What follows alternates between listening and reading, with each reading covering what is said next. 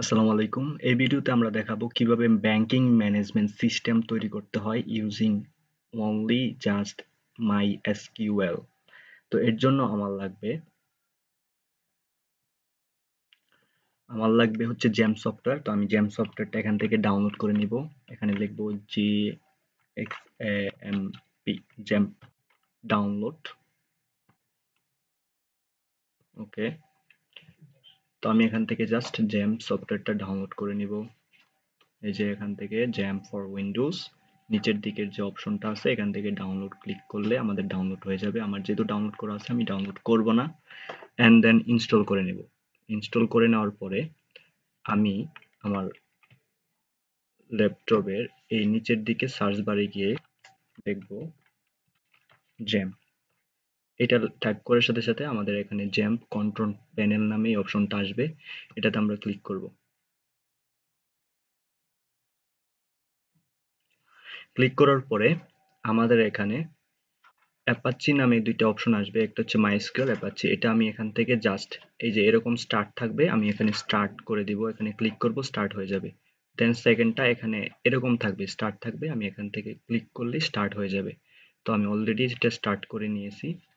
ওকে, start করার পরে আমি জাস্ট এখানে ক্রস বাটনে ক্লিক করব, আমাদের কাজ শেষ। তারপরে আমি আবার আমার সার্চ বারে গিয়ে লিখব লোকাল হোস্ট লিখে এখানে এন্টারে ক্লিক করব। লেখার পরে এখানে এখানে দেখতে পারবো পিএইচপি মাই অ্যাডমিন, এটাতে ক্লিক করব।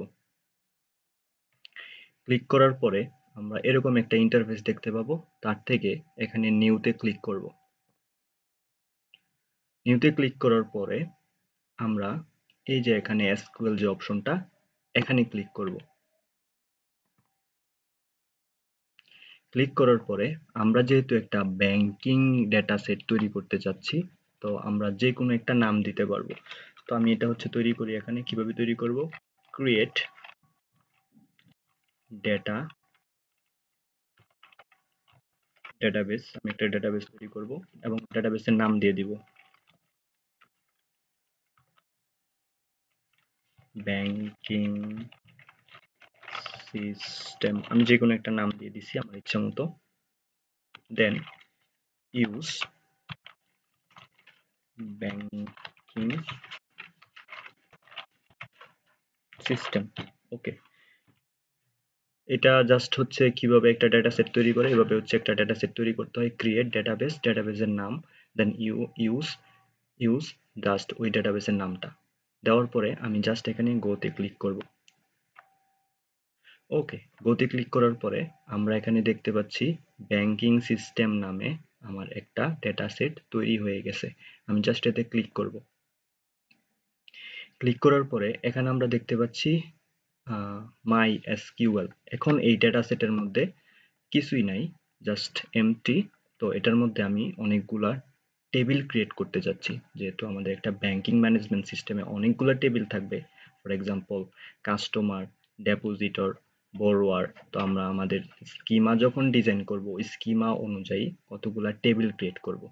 তো আমি এখানে একটা টেবিল ক্রিয়েট করতে যাচ্ছি। তো টেবিল কিভাবে ক্রিয়েট করে আই থিঙ্ক আপনারা জানেন। ক্রিয়েট ক্রিয়েট টেবিল, আমি টেবিলের নাম দিব ফর এক্সাম্পল কাস্টমার, নাম দিয়ে দিলাম একটা যে কোনো। দিয়ে দেওয়ার পরে এখানে ব্র্যাকেট ওপেন এন্ড ক্লোজ, একটা কমা, সেমিকোলন দিয়ে দেওয়ার পরে আমি এই টেবিলের মধ্যে কি কি রাখতে যাচ্ছি। ফর এক্সাম্পল এখানে আমার একটা রো হবে নেম, নেম নামে। নেম, এই নেমটা কি এক ধরনের স্ট্রিং, তাহলে হবে বার্চার। ওকে, দেন এটার লিমিট কত হবে, 50 ওয়ার্ড। ওকে, দেওয়ার পরে আমরা একটা কমা দিয়ে দিব। দেন আমি হচ্ছে এজ রাখতে চাচ্ছি। তো এজ একটা কি ইন্টিজার, তো ইন্টিজার টাইপের আমি দিয়ে দিলাম। দেন হচ্ছে সিটি, সিটি দিলাম। এটা কি হবে, বার্চার, বার্চার, এবং এটার লিমিট হবে 100 ওয়ার্ড। ওকে, দেন আমাদের কাজ শেষ। আমরা একটা টেবিল তৈরি করলাম। আমাদের টেবিলে কি কি থাকবে, নেম, এজ এন্ড সিটি। ওকে, এটা করার পরে একটা টেবিল ক্রিয়েট করার পরে আমি জাস্ট এখানে গো তে ক্লিক করব। আমাদের একটা অলরেডি টেবিল ক্রিয়েট হয়ে গেছে। ওকে, দেন আমরা দেখতে পাচ্ছি কাস্টমার নামে আমাদের একটা টেবিল ক্রিয়েট হয়ে গেছে। আমি এই কাস্টমার টেবিলে জাস্ট ক্লিক করব। এখন আমাদের কাস্টমার টেবিলটা বর্তমানে এমটি আছে, কোনো তথ্য নাই। আমি আমার ব্যাংকের যতগুলা কাস্টমার আছে, যারা যারা কাস্টমার হবেন তাদের নাম আমি এই টেবিলের মধ্যে রাখতে চাচ্ছি। তো আমি যদি এখানে ডেটা ইনসার্ট করতে চাই, আমি আবার এই এসকিউএল এ ক্লিক করব।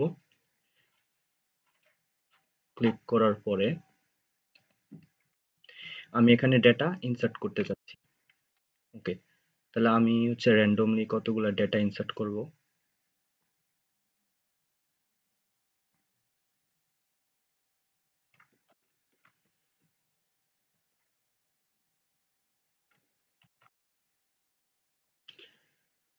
ওকে, আমি এখান থেকে কাস্টমার, যেহেতু আমি কাস্টমার টেবিলে ডেটা রাখতে চাচ্ছি, তো আমি এখানে লিখবো customer table and insert into customer values. কি কি রাখতে চাচ্ছি?